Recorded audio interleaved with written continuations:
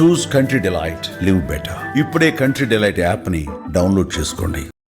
అమ్మాయికి plus accused A1కి ఇద్దరికి 8 నెలలుగా ఇన్స్టాగ్రామ్లో పరిచయం ఉంది. వీళ్ళిద్దరూ ప్రేమించుకుంటున్నారు. అయితే ఈ ప్రేమకు సంబంధించి తల్లికి కూడా అవగాహన ఉంది. ఈ అబ్బాయి కూడా ఒక 5-6 సార్లు వచ్చి వీళ్ళ ఇంటి దగ్గర ఉండడం జరిగింది. అయితే లేటెస్ట్గా తల్లి వీళ్ళిద్దరి ప్రేమ వ్యవహారాన్ని అబ్జెక్షన్ చేస్తూ ఉంది. ఈ అమ్మాయి వెర్షన్ ప్రకారం ఆ అమ్మాయిని కూడా 1-2 సార్లు కొట్టిందని చెప్తుంది, దండించిందని చెప్తుంది. దాంతో ఈ అమ్మాయి కక్ష పెంచుకొని తల్లిని అడ్డు తొలగించుకుంటే తప్ప నేను ప్రశాంతంగా ఉండలేను, నేను ఇతనితోటి ఉండలేనని చెప్పేసి భావించి ఇతన్ని బాగా రెచ్చగొట్టి ప్రోత్సహించి మా అమ్మని చంపాల్సిందే అని చెప్పేసి ఇతన్ని రెచ్చగొట్టడంతో ఇతను వచ్చి వాళ్ళ తమ్ముడిని కూడా సపోర్ట్గా తీసుకొని వచ్చి ఈ హత్య చేసినాడు.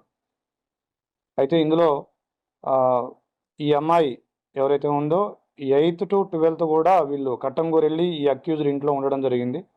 ఈ అమ్మాయి వాళ్ళ చెల్లి ఎవరైతే మైనర్ గర్ల్ 14 years గర్ల్ ఉందో ఆ అమ్మాయి కూడా వెళ్ళి ఉన్నారు.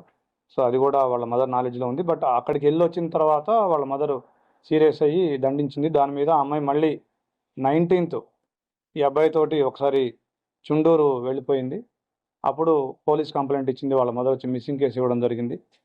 దాన్ని మనం కిడ్నాప్ కింద కట్టేసి ఇమీడియట్గా 20th రోజు ట్రేస్ చేసి ఆ అమ్మాయిని వీడియోగ్రఫీ తోటి అదేవిధంగా స్టేట్మెంట్ రికార్డ్ చేసి ఆ అమ్మాయిని వాళ్ళ మదర్కి అప్పగించడం జరిగింది. తర్వాత ఇది 23వ తారీఖు సాయంత్రం ఈ ఘటన జరిగింది.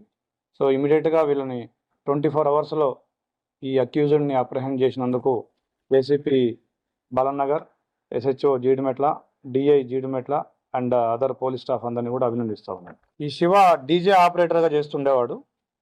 ఇతను కట్టంగూరులో ఉంటాడు.